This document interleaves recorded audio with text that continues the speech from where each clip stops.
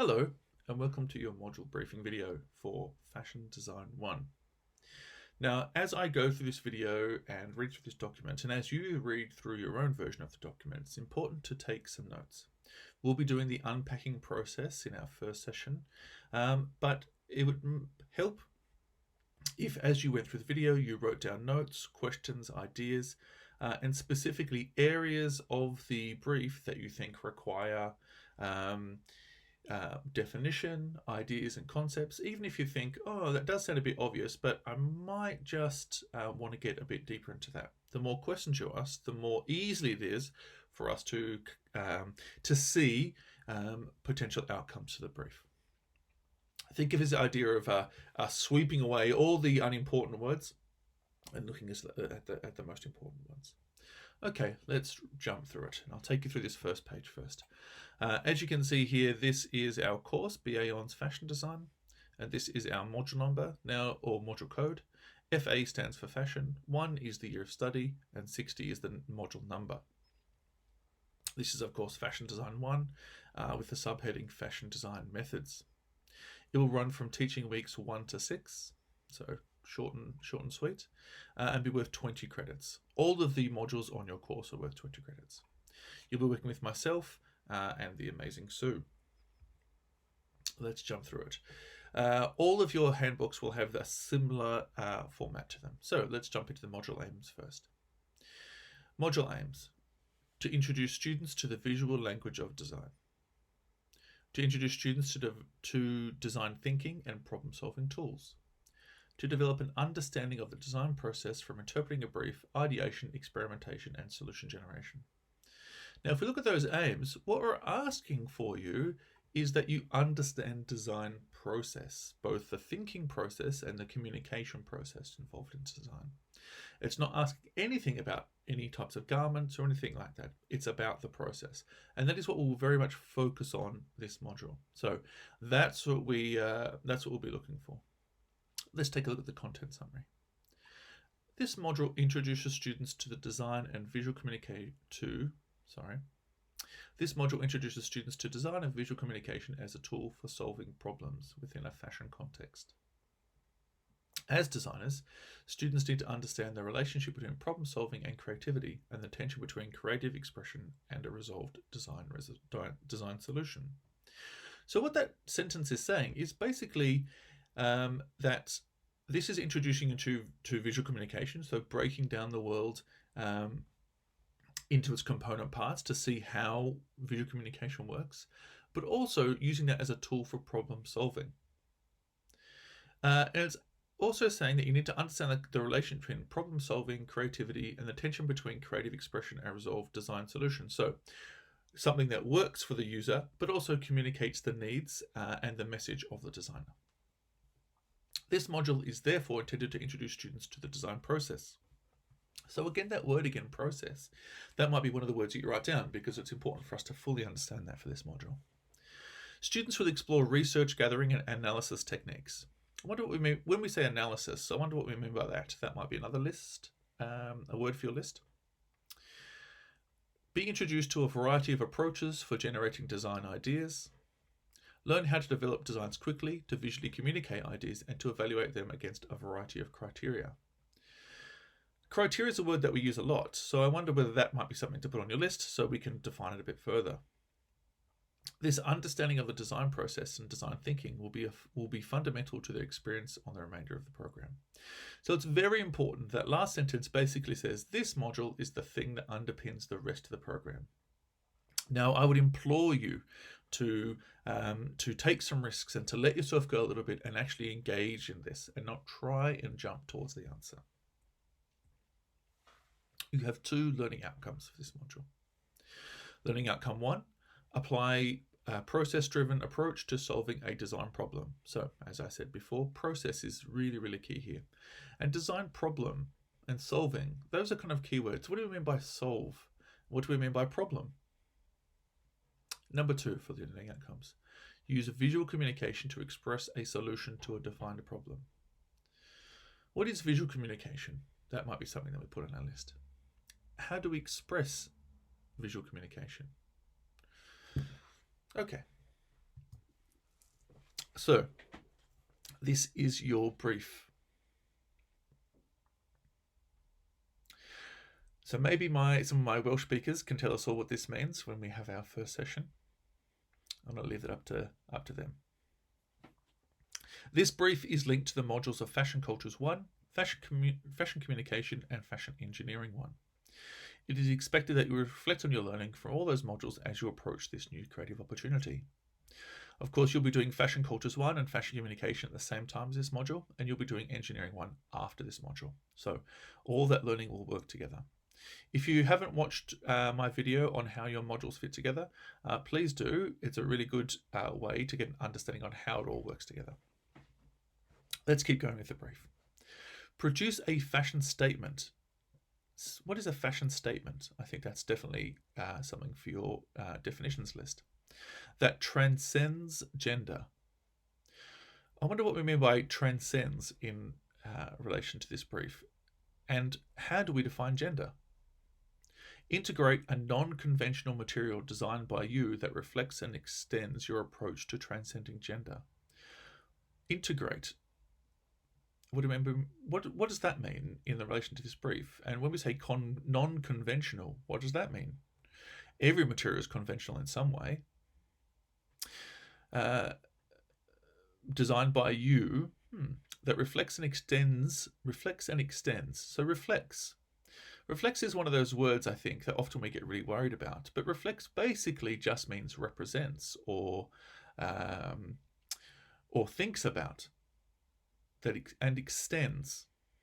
I wonder what extends means in this context. I think we might look at that as one of your words, but perhaps we could see it as a way of communicating.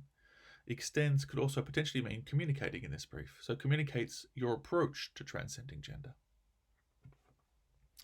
Your design solution must be informed by research in Fashion Cultures 1. So what I would say, if we're looking at this and we're reading this brief and you've already had your first session for Fashion Cultures 1, which you will by the time we unpack this brief, then it's really important that you engage in that research process early, that you speak with Torrin and that you look at the content available and you ask some questions. But of course, it also means that your work done in Fashion Design 1 will inform your work for Fashion Cultures 1. So you should choose a topic that connects both those ideas. Let's take a look. Let's look at these dot points. Identify a fashion designer. For example, Coco Chanel, Vivienne Westwood, Rei Kawakubo, Issey Miyake, Yves Saint Laurent. Okay. Now, that doesn't say from that list. That just gives examples of some designers. So I think you can choose any designer you want.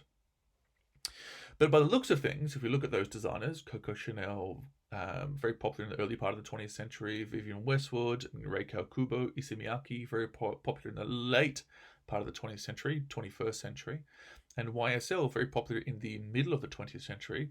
What we're looking at is looking at the past. Next dot point. Examine how gender has been defined and redefined by fashion. That's interesting. So how does fashion define gender? I think to understand that, what we first must do is understand what gender is. Perhaps we could consider gender a construct, as in something that we create. And I wonder if that dot point is asking you to look at how fashion creates a version of gender. And I wonder if that version of gender has changed throughout fashion history. I guarantee it has. Now let's look at this next dot point. Consider the relationship between the garment and the body. Fit, cultural references, material use, and garment construction detail to challenge and extend the communication of gender. Right, now this is really interesting. So this last dot point's asking you, now again, we need to unpack this fully, and by no means am I doing that now, but this last dot point is asking you to really look at the idea between the object of fashion and the cultural communication, or what we might say are the semiotics. That's a word to put on your definition list. The semiotics of fashion, how they communicate a culture. I wonder if there is a difference between them. An example of that might be something like a suit. Now, the object of a suit is often very structural, so a very kind of stiff material. We might also consider the suit a very masculine garment. Now, is it the societal influence of businessmen wearing suits that makes us think the garments are masculine, or is it the fact that the material is very stiff and there are not a lot of curves on the suit that make us think the garment is masculine? That's something for you to look at. Use this research to establish a precedent, depending on where you're from, that informs your design solution to this brief. What is a precedent? I reckon that's definitely something for you to put on your definitions list. The focus of the assessment for this brief is design process and risk taking. This can only be achieved by fully engaging and having fun. It's really important to think about that. And we came across this with some of our summer projects, some really exciting outcomes, but expected outcomes, because people had a really clear idea in their mind what the outcome was going to be at the very beginning. When we talk about this idea of design process often leads us down a pathway that we hadn't expected. And the outcome to a design process is almost always not what we expect, not what we first thought at the very beginning. It's a bit like being a scientist and having experiments. You have an idea of what you think the experiment might be, and then you do the experiment, and sometimes it's what you thought it was, but often it's not. When we say risk-taking, I wonder what we mean by that in relation to this brief. So far we've looked at this idea of kind of cultural and historic approaches to gender and fashion. Then we've looked at communication through fashion, communication of gender through fashion. And then lastly, we're looking at the physical object of clothing and its relationship to gender. So how can we take risks there? Perhaps we could look at contrast. Perhaps we could explore extremes like you did in your summer project. Perhaps we could see whether we could flip things on its head in relation to any one of these. Okay, let's take a look. As a total package, the work must contain the following things. A sketchbook documenting your creative process. This will include concept sketches, fabric experimentation, and a documentation of the entire process, including final construction. Now, of course, you won't necessarily be making the final thing, but of course you need to do enough experiments to know how to make the final thing. A unique material developed by you that extends your visual communication. Unique material, is that the same as non-conventional? A fashion statement that transcends gender and communicates visually using elements and principles of design. What are elements and principles of design? Worth putting that in your definitions list. And if you haven't watched that video already, I recommend that you do. A written design justification of your design solution. What does justification mean in the context of this brief? What does that mean for this brief? Is it an explanation of what you did? Or is it a reasoning for the decisions you made? Or is it a bunch of evidence to support your ideas? Or is it you just telling us how you make the brief? A digital descriptive drawing of your final design solution using Photoshop and techniques developed in fashion communication. Okay, what is a descriptive drawing, I wonder? And does that mean only digital? Does that mean a mix of digital and handwork? Maybe that's something to go on your definitions list. A presentation of your fashion statement with visual support accompanied by a verbal justification of your design process. Is that something that is done pre-recorded? Is that something that is done live, online? I wonder. And when we say presentation, what does presentation mean? Does that mean like a bit of a song and dance, or just an explanation? And what is visual support? Is that a PowerPoint that goes along with it? Is it just some objects in the room? Is it, say, your sketchbook, for example? Let's look into this. Okay, materials. While the submission for this module is digital, okay, worth putting that in your list as well, your fashion statement is to use non-conventional materials that extend your communication of transcending gender. Record your tests and samples in your sketchbook and use your final fabric in your digital illustration. What are the tests and samples, I wonder? So how do we test a material? Do we test it for its physical properties? Do we test it for its communicative properties? Maybe both of those things. How do we use our final fabric in our digital illustration? Is it a photograph that's manipulated? Is it scanned in? Okay, let's look at this, the presentation for this brief. All work for this module will be submitted digitally as a PDF with the following file names. Okay, you can see here your name, the item name, the project name, PDF through Blackboard assessment portals. Some of those really simple things about using the right file name indicate to us whether you've understood the project or not. So it's really important that you get those little bits right. You can choose to create a digital sketchbook or use a physical sketchbook and digitally document via photographs. Okay, so that seems very straightforward. What is a digital sketchbook, I wonder? And how do you record experiments in a digital sketchbook? You will have the opportunity to present your work for feedback during formative sessions.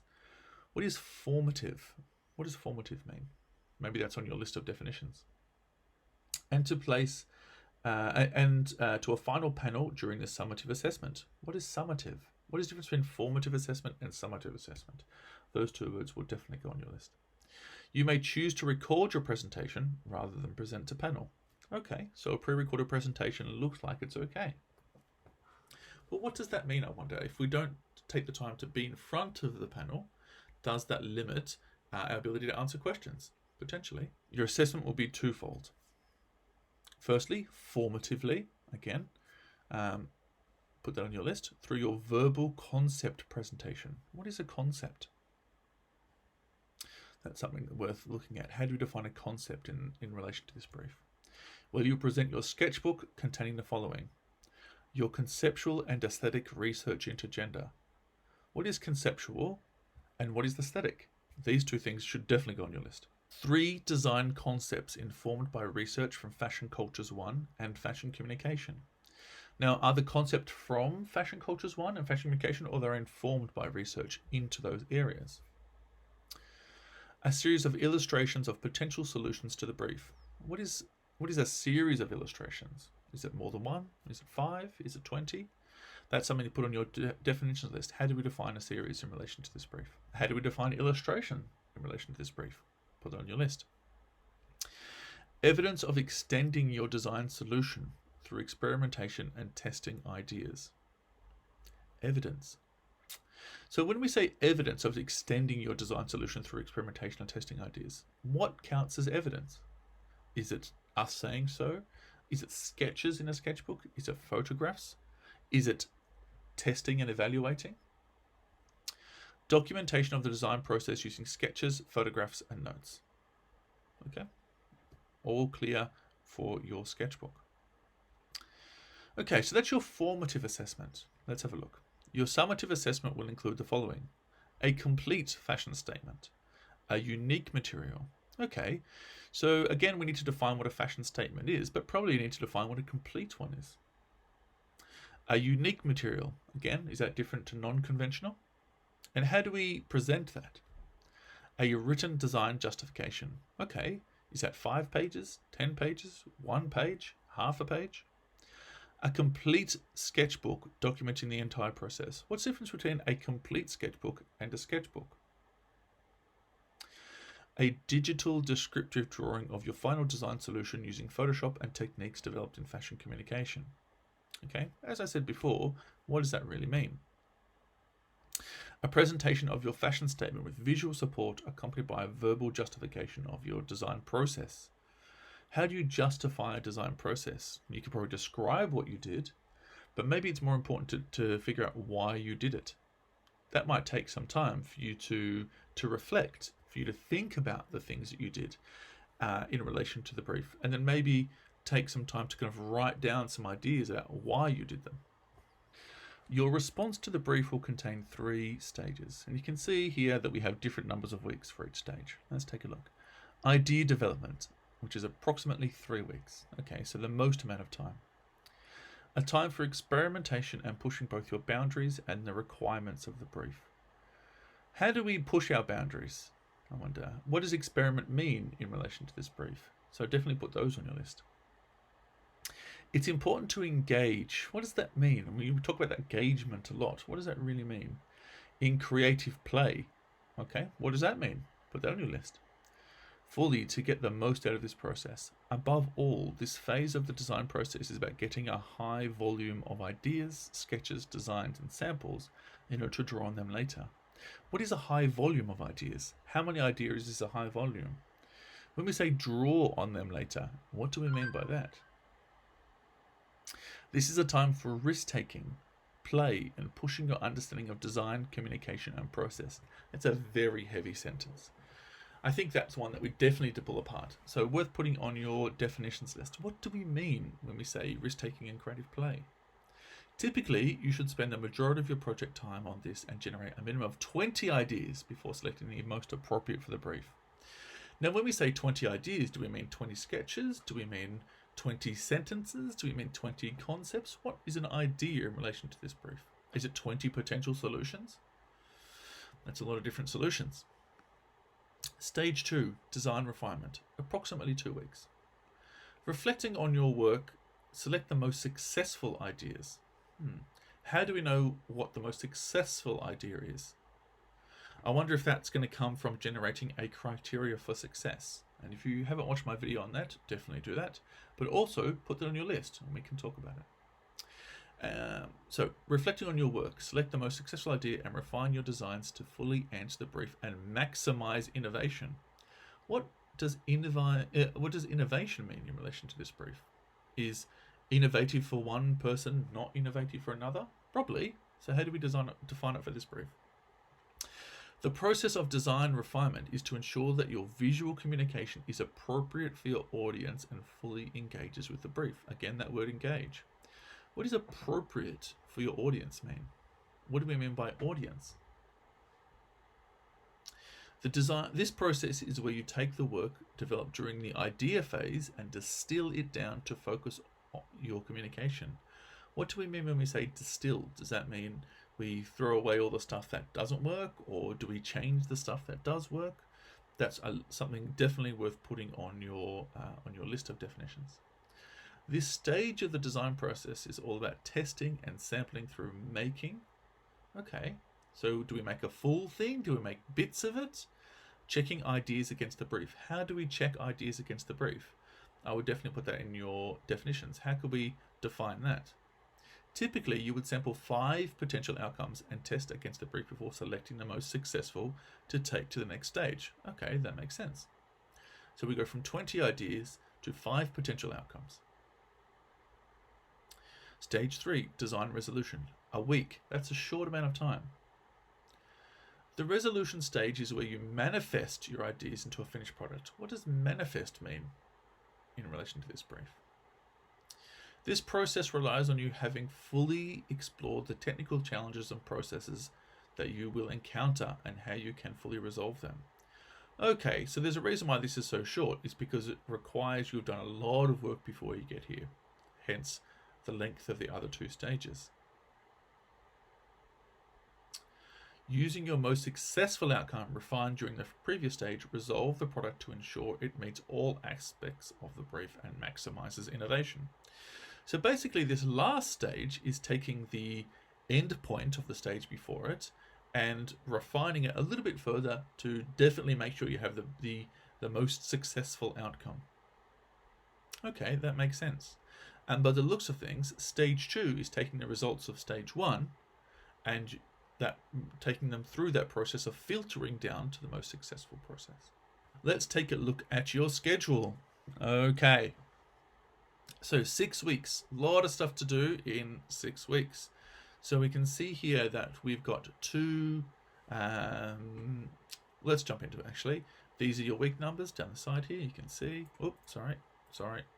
These are your week numbers down the left-hand side.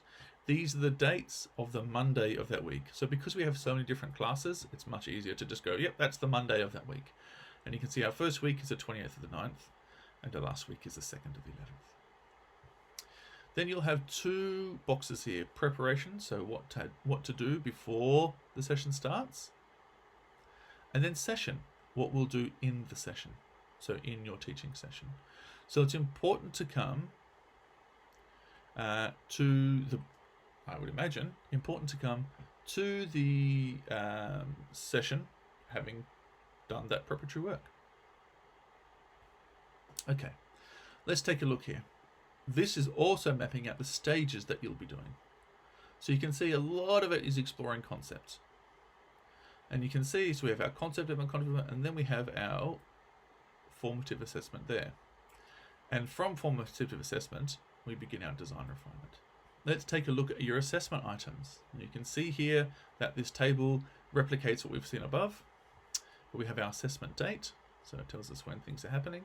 Our assessment item, what the thing is, what format, so what type of assessment, what type of assessment it should be. So we have formative, and then we have summative here. And the format, so how do we present the work? So this is our formative presentation, our concept presentation, and this is what we're presenting. Your conceptual and aesthetic research into a design precedent. That's interesting. What does that mean? What is the design precedent? What is conceptual and aesthetic research? 3 design concepts informed by research from fashion cultures and fashion communication. How do we communicate that? How do we document that research? An illustrated range of potential solutions to the brief. Okay. Evidence of extending your design solution through experimentation and testing ideas. So how do we show that? How do we show testing and experimentation? Documentation of the design process using sketches, photographs, and notes. Now let's jump into our summative assessment. So we can see that's due on the 6th of the 11th at 4 p.m. and you get your feedback on the 4th of December at the same time. Summative assessments, a complete fashion statement, a unique material, a written design justification, a complete sketchbook documenting the entire process, a digital descriptive drawing of your final solution using Photoshop and techniques developed in fashion communication. Very clear. And then we have a panel presentation in January 2021. Okay, what's the difference between those two dates? Worth asking that question. A 10-minute presentation of your fashion statement with visual support accompanied by a verbal justification of your design and production process. So, can you work on that presentation after you submit this work? Might be worth asking that question. Okay, now we're going to get into your assessment criteria. This is the only criteria that we will use to judge your work or to grade your work. It is not about whether I like your work or don't like your work. That has absolutely nothing to do with it. It doesn't matter if I like you or don't like you, or you like me or don't like me. This is not about like and dislike. This is about what meets the brief and what doesn't meet the brief. Now, if you've presented for formative assessment and if you've gotten your feedback and you've responded to the feedback and you've measured it against the brief, then you will almost certainly pass. It's very, very simple to pass a brief like this. Now, the quick way to do it, to pass something like this, is to focus on the learning. Now, I've spoken to you about that before, about process-driven stuff. Design process is key here. Let's jump into it. These are your 2 criteria. Criteria 1, apply a process-driven approach to solving a design problem. That is one of your learning outcomes. So very clear what it is. Let's forget the fails for a second and actually jump to a third, which is a pass. Source material is developed beyond literal interpretation through design process. So what is your source material? Well, that might be your aesthetic inspiration, it might be your conceptual inspiration, it would be the research that you've done, and is developed beyond a literal interpretation. So literal is an exact representation or a very straightforward representation. So here, an example of that might be that you've done research into trees. Now, if you design a garment that looks just like a tree, well, that is very literal. So you haven't gone beyond a literal. But if you design a garment that looks at, say, the changing colors of trees, for example, and that your garment changes color with the body heat of the person wearing it or with different sunlight, well, that is beyond literal. Let's jump straight to an example for this, because this is where I want you all to aim. The design process is sophisticated and extends the interpretation of the brief for a refined solution. Well, that's literally what the brief is asking you to do. So if you do that, then you'll be fine. We have a situation where it's possible for everybody to get an exemplar. That would be wonderful. You're not compared to each other. We don't have a limited amount of marks that we can give out. We can give out as many marks as we want. So what I would like is for everyone to aim to this level. Now, a trick to do that is to embed some of this wording in your justification or in your design process. So here's an example. With the exemplar, you might say, my design process is sophisticated, and then explain why. That's using the language of the assessment criteria. We have to tick that box if you can justify why. And my design process extends the interpretation of the brief. And here is why. Tick a box, great. For a refined solution, here is how my solution is refined. Wonderful, wonderful, fantastic. We have to tick exemplar there. Perfect. Now, let's take a look at your next one. Use visual communication to express a solution to a defined problem. Again, that is another learning outcome. That is your learning outcome for this module. So we're judging you, or the brief, the criteria, is judging you on how well you have met the learning outcomes for this particular brief. Again, let's take a look at a third. Visual communication is a justified application of elements and principles of design. So what that's saying is that you have to have some visual communication, and you have to be able to justify it using the elements and principles of design. Now, they're key to this brief. So understanding the elements and principles of design are key to this brief. And justification, well, you literally have to supply one as part of your assessment. So you should be able to tick that box fairly easily. Now, the difference is something like this.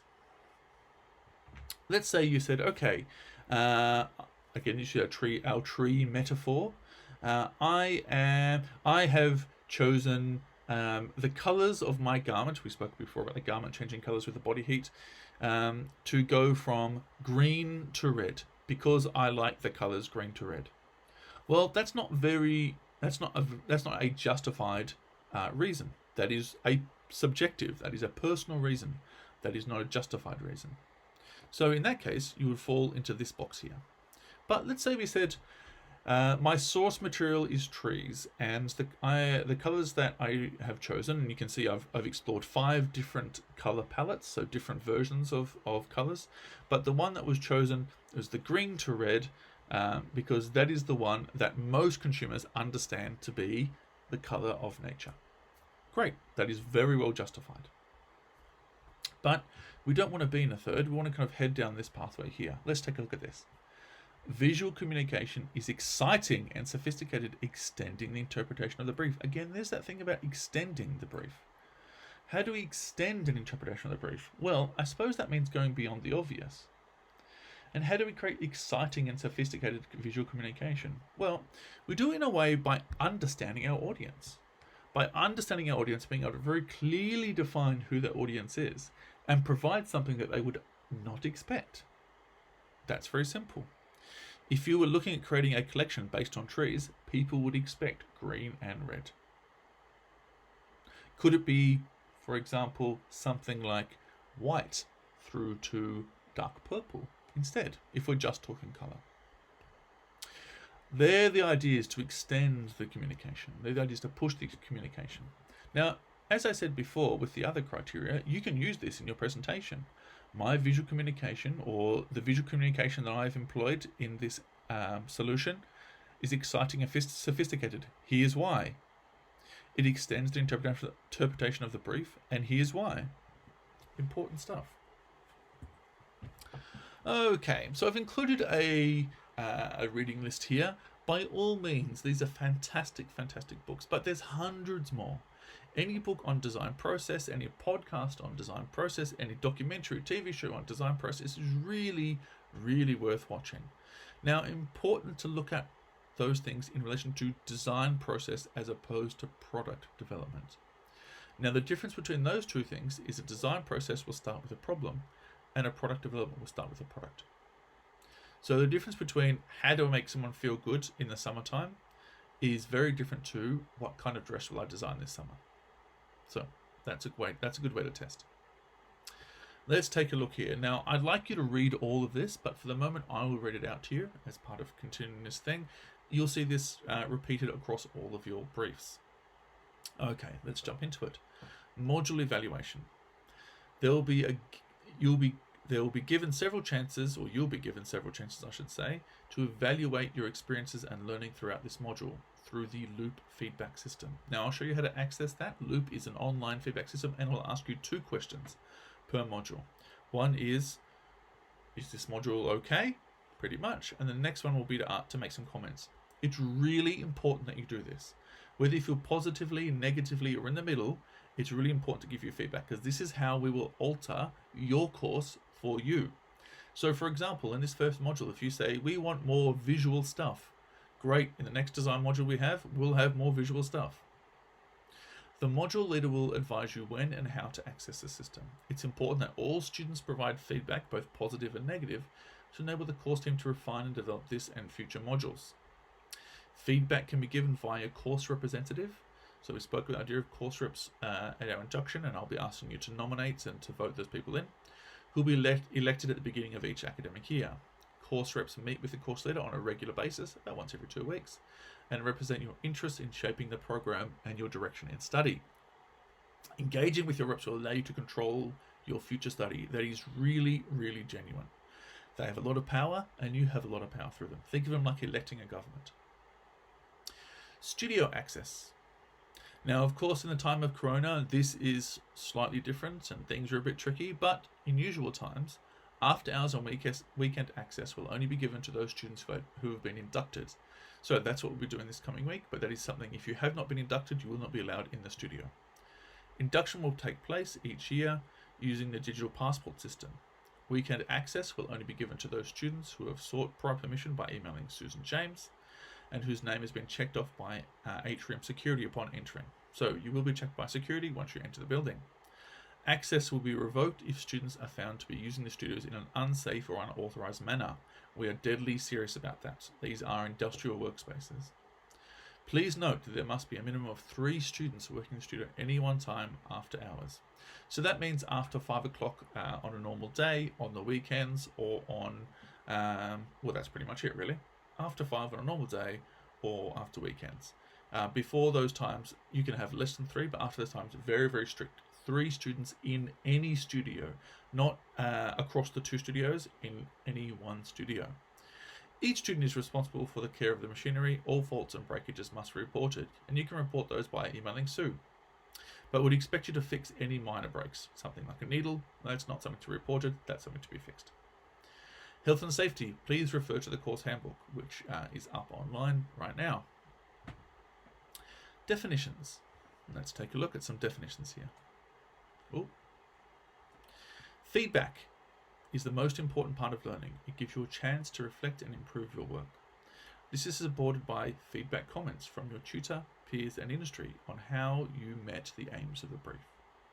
Feedback clarifies areas where you can improve on the quality and content, looking forward to other modules and challenges. Feedback is a positive thing that is designed to help you improve your learning, marks, and success in the course. So it's really clear from that statement that feedback is about how you meet the brief, not about what kind of person you are, not about judging you in any way. It is really important that we present feedback in a very positive way, because it is a positive thing.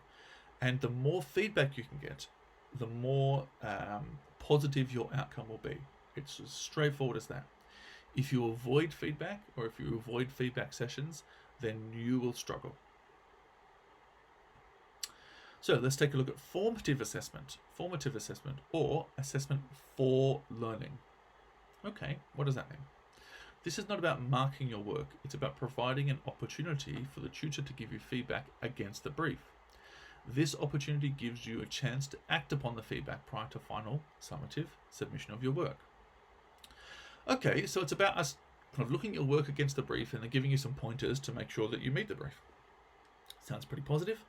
Formative feedback is all about helping you improve and develop a successful outcome. Okay, so it would be crazy to avoid those sessions. Madness to miss those sessions. You should try and get as much formative feedback as possible. I know I would. Summative assessment. Assessment of learning. So different to formative. This is about marking or evaluating the work you submit for the completion of the module. The marks then count towards your progression through the course and your degree. So you see how everything fits together?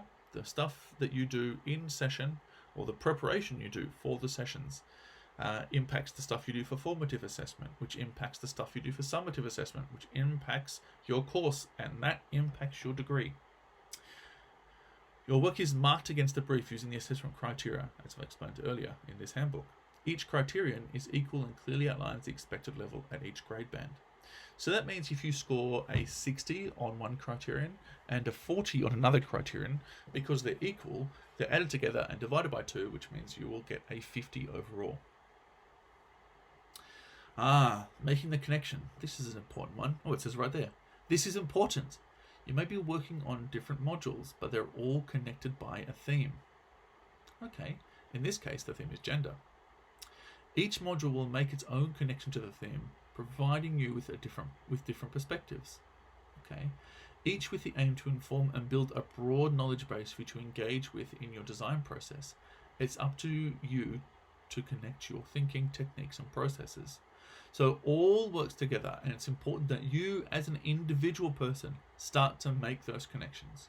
This isn't school. You don't do maths and disappear and come back and do English. Maths informs English. I mean, not necessarily, but all of your modules work together. Attendance and engagement. Oh dear, this is a tricky one. There is a direct connection between those students who consistently engage or attend and those who score highly and progress through the course. Okay, it's pretty simple. The first step to success is being there. And that is the easiest way to pass your degree, is to show up. Meeting deadlines and having work available for feedback will place you in a positive position during assessment and ultimately your career. That's really important. Meeting deadlines and having work available for feedback will make you feel a lot more relaxed. Not having that work will make you spiral out of control and make you stress and give you anxiety because you're thinking the worst. If you provide work for feedback and you meet those deadlines, then at least you'll know. If you're struggling to engage, please see the staff team as early as possible in order to get as much support as you need. We are here to help you. The university is here to help you. Put your hand up, ask for help. We are here all the time. Presenting your work. This is something that scares a lot of people, I think. Throughout your program, you'll be asked to present your work. You'll be asked to do this for summative assessment, formative assessment, and in seminar settings. What's a seminar? I wonder if that should go on our list. It's important that you are prepared to present your work, as this is excellent practice for future job interviews, pitches, and workshops, etc.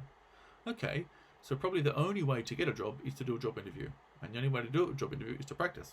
Makes sense. Presentations give you time to explain your work so that the assessment team have a better understanding of the work against the brief. When you choose not to present, this is likely to lead to a reduction in marks and potentially not passing a module. That's really, really true. Presenting your work give us as a staff team to ask you questions based on the brief, and it gives you opportunity to answer those questions. Whenever we ask you a question, we're not trying to trick you, we're trying to understand. And if you're not there, and if you're unable to present your work, then all we can do is take the stuff that we've got in front of us, which more often than not is very personal to you and requires explanation. And if you're not there to explain it, well then we can only look at the evidence we have, which is often really upsetting for us. Late submission, extenuating circumstances, and resets. Lots of things. Work received late. So late means, for example, if your deadline is 4 o'clock, 4:01 is late. But within 5 working days, so let's say your submission is a Friday, well, 5 working days will be the next Friday.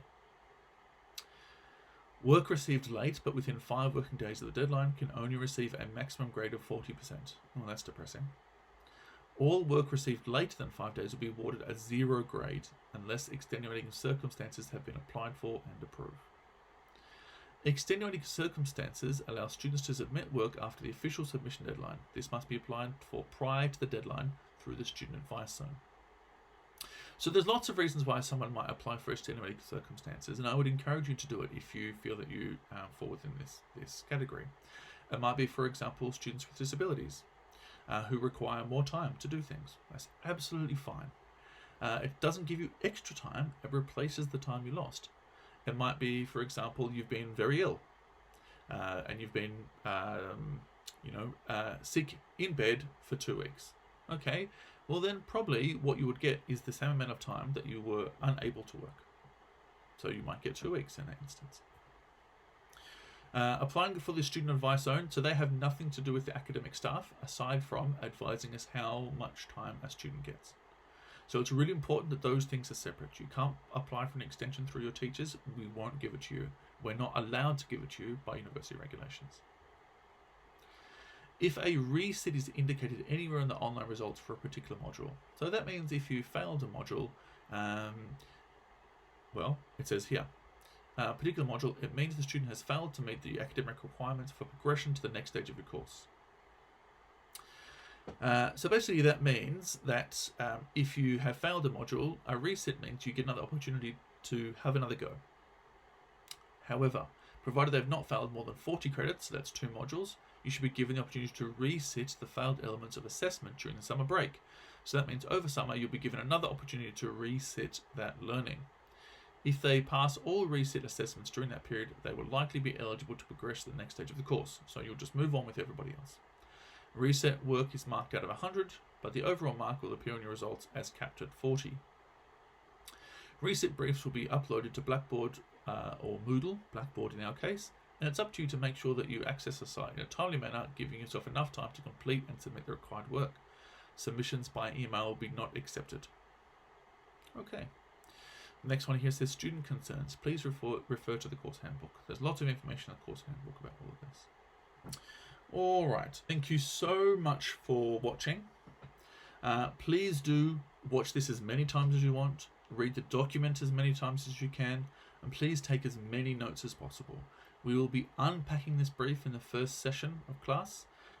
There's a few videos on how to do that I have sent out to you. Please watch them and please have a go yourself. The unpacking process does take time. You need to give yourself time to think and time to understand, which is why I'm asking you to do all of this before we kick off. I will see you soon, and thank you so much for watching.